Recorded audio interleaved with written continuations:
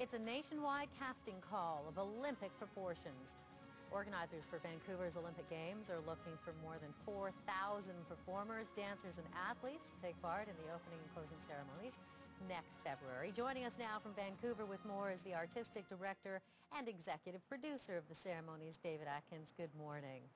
Good morning, Beverly. Well, Mr. Atkins, how can people get involved? I know that the process kind of begins today. So if there's people sitting at home and they want to be part of the opening or closing ceremonies, how do they do it?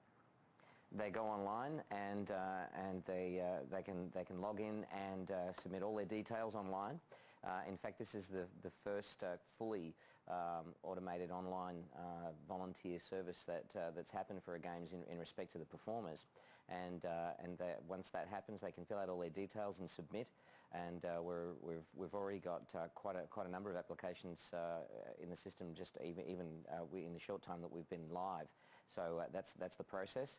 And then from there, all the applicants will be assessed and then drawn into audition process. And what's the criteria? I mean, what kinds of disciplines are you looking for? It's really broad.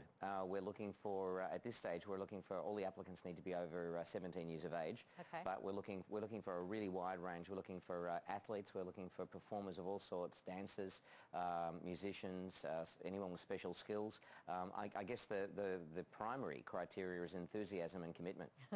Well, when you look at the opening and closing ceremonies of Olympics gone by, I mean, 15,000 performers at Beijing, you know, and what you were able to achieve when you looked after the ceremonies in Sydney, how do you top yourself this time?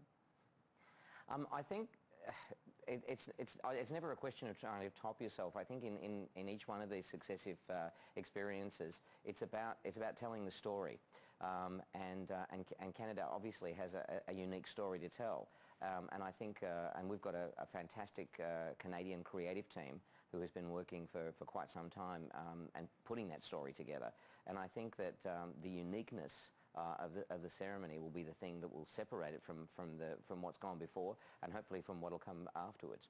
What are some of the challenges? This is, you know, indoors might be one of them.